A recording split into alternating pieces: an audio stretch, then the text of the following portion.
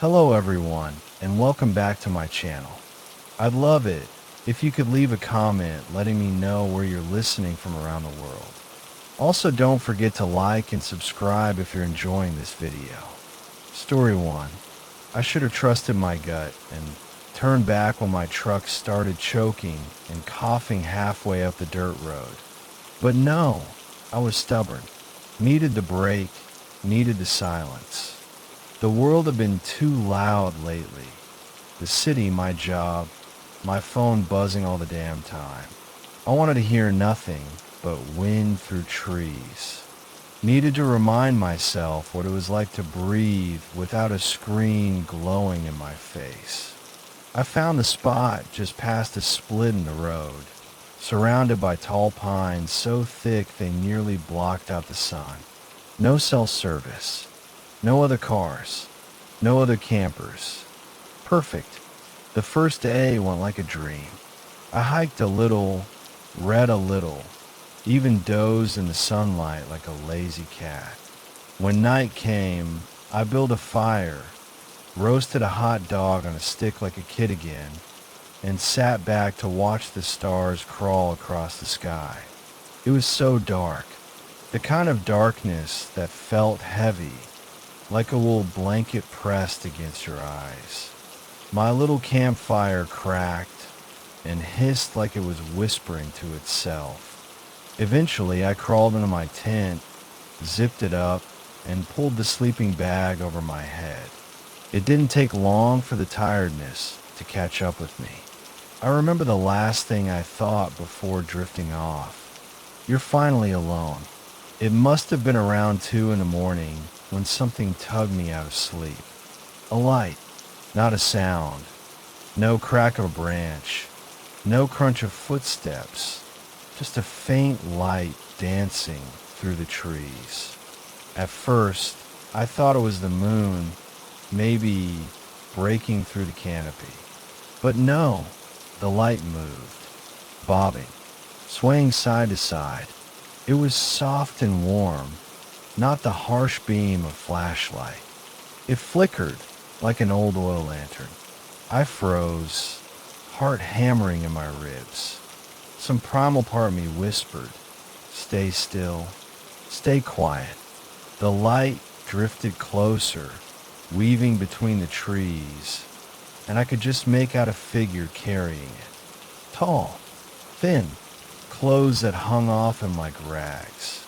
The lantern swung from one bony hand, creaking slightly with each movement. I told myself it was a ranger. Some late-night patrol, maybe. But what ranger looked like that? What ranger had a face you could almost see through? The figure moved slowly, deliberately, like he had all the time in the world. When he reached the edge of my camp, I got my first real look at him. He was skeletal. No, more than that. He was hollow, skin stretched tight over bone, tattered, old-timey clothes hanging off him like something out of a Dust Bowl photo. And his face, God, his face, eyes too wide, black as the pit under your bed, a mouth stretched into a smile too big for his face, the corners tearing into his cheeks, like someone had carved it there with a knife, and he was too polite to say anything about it. And then the worst part, when a lantern's light swung across him, the trees behind him didn't disappear. They shone right through him, like he was nothing but smoke. I lay there, frozen under my sleeping bag, barely daring to breathe. I squeezed my eyes shut like a coward, like a kid hiding from the boogeyman. For a minute, I thought maybe he'd leave. Maybe he hadn't seen me. Maybe. When I cracked one eye open, the lantern man was standing right next to my tent. Right there. Close enough that I could see the rot peeling off his fingertips. Close enough that the light from his lantern made the nylon of my tent glow in weird, shifting patterns, like there was a swarm of bugs crawling across it. No footsteps, no sound, Just the soft, awful creak of the lantern swinging. And that smile. That goddamn smile. Something inside me snapped. I blacked out. I wish I could tell you I fought him off, that I faced him like a man. But the truth, my mind just couldn't take it. I woke up when the sun cut through the trees, warming my face. For a second, I thought it had been a dream. Just a nightmare brought on by too many ghost stories and a belly full of cheap beer. Then I unzipped the tent and stepped outside. Around the entire perimeter of my tent, the ground was blackened, charred. A perfect circle burned right into the forest floor like something had walked in a ring around me all night. The earth inside the circle was untouched. Fresh pine needles, soft moss. But outside it, the world looked sick, dead. I packed up fast, faster than I thought possible, tearing down my tent, cramming everything into my backpack without folding or sorting it. I didn't even put the fire out properly, just doused it with half a bottle of water and ran. The trail back to my truck felt longer than I remembered. Every snap of a twig, every rustle of leaves made my heart leap into my throat. And a few times, just a few, I thought I glimpsed that flickering light between the trees, always just behind me. When I finally made it back to the truck, the engine coughed but turned over. I peeled out of there, gravel spraying from my tires, not looking back. I don't go camping anymore.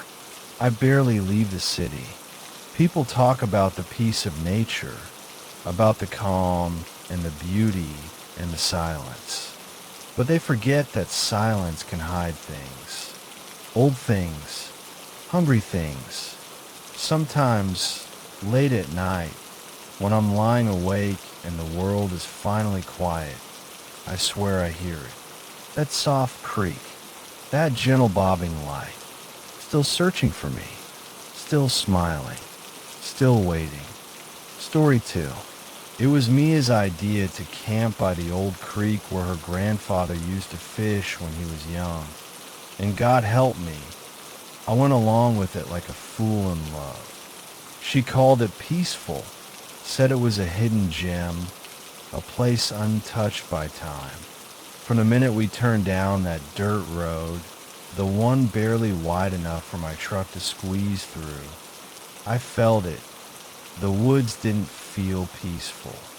They felt watchful, like the trees themselves leaned in a little too close.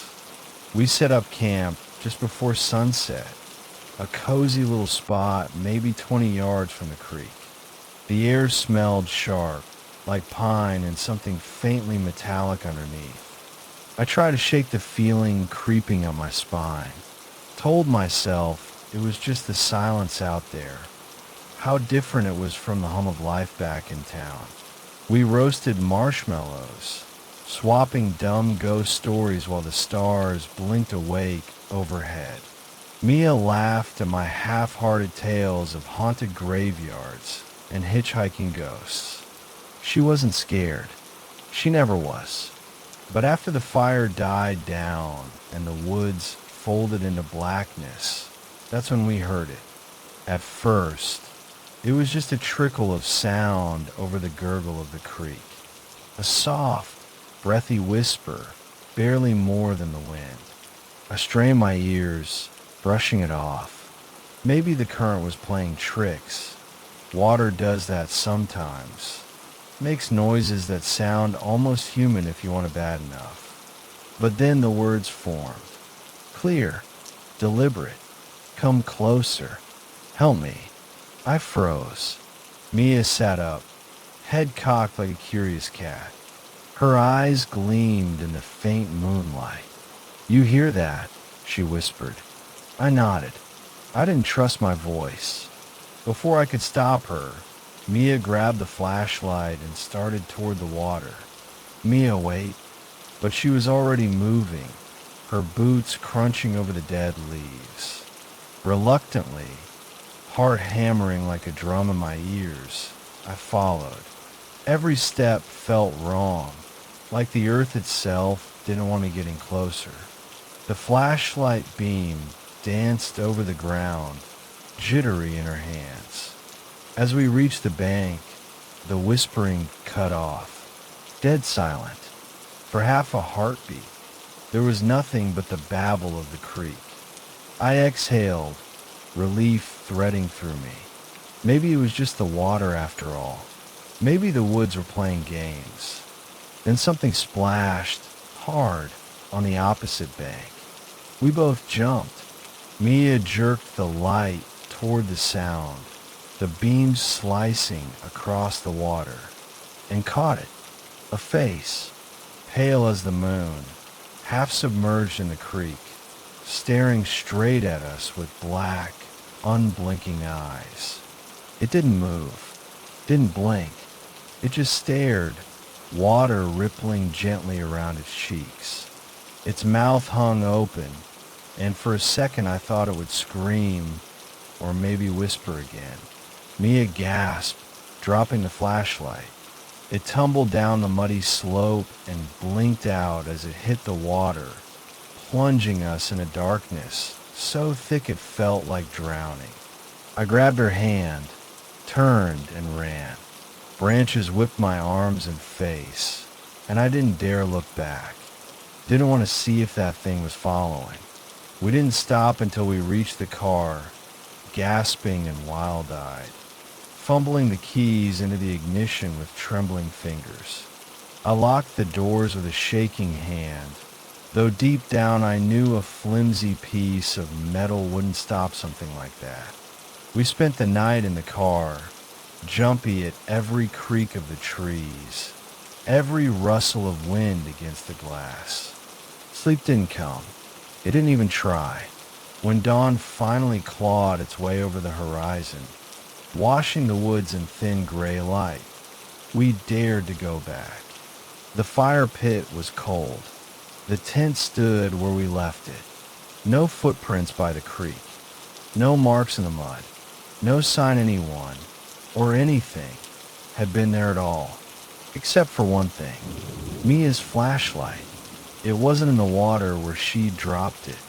It was placed neatly on a flat rock right by the edge of the creek. Standing upright, its dead beam pointing straight into the water, like someone or something had carefully set it there during the night. Mia wouldn't go near it. Neither would I. We packed up without speaking, hands fumbling, nerves frayed raw. As we drove away, tires kicking up dust on that lonely road, I caught a glimpse in the rearview mirror. For just a second, a shape crouching by the creek, watching us go. Too pale, too still, almost smiling. I didn't tell Mia. Some things you don't speak aloud. Some things you leave buried with the trees and the water and the whispering voices that should never be answered. We don't talk about that night anymore, not even to each other. But sometimes, when it's late and the world's gone quiet, I swear I can still hear it. A thin, broken voice riding the edge of sleep. Come closer. Help me. Story 3. Last summer, me and my 3 best friends, Kyle, Mason, and Travis, decided to take a camping trip into the Rockies. It was supposed to be one of those bonding weekends. You know, the kind you laugh about later when you're old and have bad knees and too many regrets. We picked a remote spot, way off the popular trails. The kind of place where the trees grow thick and the stars feel so close you could pluck them like apples. It was perfect, untouched, wild. The second evening, after a lazy day of fishing and drinking cheap beer by the fire, Kyle spotted something behind a tangle of underbrush. An old trail, almost hidden, as if the forest itself was trying to smother it out of existence. It wasn't marked on any of our maps. Naturally, being idiots, we decided we had to check it out. We armed ourselves with flashlights and a couple of pocket knives, laughing like school kids sneaking into a haunted house. At first, the trail was barely visible, just a narrow line where the grass grew a little thinner, where the trees leaned back like whispering old men. But as we walked, it grew clearer, cleaner. It started to twist and curve in ways that didn't feel natural. Every bend felt like it had been designed to lead us somewhere, like invisible hands had carved the path just for us. We joked about it, trying to push down the way the hairs stood up on our arms. Travis even whistled a tune to break the silence, but it died quick. The woods here didn't like noise. It swallowed sound, made your own breathing feel too loud. After maybe an hour, just when I was about to suggest we turn back, we stumbled into a clearing. It was wrong. The air was thick, like breathing through wet wool. All around us were little piles of stones, hundreds of them, stacked carefully, neatly, each about waist high, each different. Some were made of smooth river rocks, others of jagged shards that looked like they'd been dug up straight from the earth. At the center of it all stood a wooden cabin, if you could even call it that. It was more a skeleton of a cabin, rotting and caving in, slumped like a drunk passed out on the floor. The wood was black with age and rot. The door hung crooked on its hinges, and one window had been smashed open long ago, the shards of glass winking like little teeth in the dying light. We should have left right then. I know that now. But curiosity is a cruel little whisper that doesn't let go until it's too late. We stepped into the clearing, crunching over dead leaves and broken twigs. And the second we did, the forest behind us went dead. No birds, no insects, not even the wind in the trees. Just this thick, heavy silence pressing against our ears, so deep I could hear my own heartbeat pounding like a war drum in my head. Kyle edged toward the cabin, and we followed because what else do you do? We crept up to the broken window, and I lifted my flashlight, my hands trembling so bad the beam jittered like a dying moth. Inside, the cabin walls were covered in handprints, small ones, child-sized, hundreds of them. They were smeared all over the walls, layered over each other, some darker, some faint, like they'd been put there long ago and just kept coming back. Some of the prints looked like they had been made by fingers missing nails. Or worse, missing fingers entirely. We stood there frozen, staring, until the laughter started. High-pitched, giggling, everywhere, nowhere. It didn't sound like happy laughter. It sounded wrong, like something pretending to be a child, but not quite getting it right. Mason was the first to bolt, and the rest of us followed without thinking. We ran back toward the trail, but the second we entered the tree line, everything changed. The path twisted, branched, looped in on itself. One moment, I was sure we were going the right way, and the next we were back at the clearing again, staring at the cabin. Only now, the little stone piles have been knocked over, scattered like broken toys. And the cabin door was open, wide open, darkness yawning inside like a mouth waiting to swallow us whole. I could feel something watching from inside. No, not watching, waiting. I don't know what it was, crouched in the blackness behind that doorway, but I swear I saw it smiling. A wide, lipless grin, stretching too far across a face I couldn't quite see. We didn't speak. We didn't plan. We just ran. We tore through the woods like terrified animals, not caring if we cut ourselves on branches or tripped over roots. Every time I dared to glance over my shoulder, I thought I saw a flicker of movement behind us, a blur darting between the trees, just beyond the reach of my flashlight. It took us hours to find our campsite again. When we stumbled back into the clearing where our tents were pitched, we looked like hell, scraped up, bloodied, gasping for air like we'd been drowning. We didn't pack up, didn't fold the tents. We just grabbed what we could carry and peeled out of there in Mason's Jeep, not saying a word until we hit asphalt and the trees finally thinned out behind us. None of us talk about it now. Not really. Not seriously.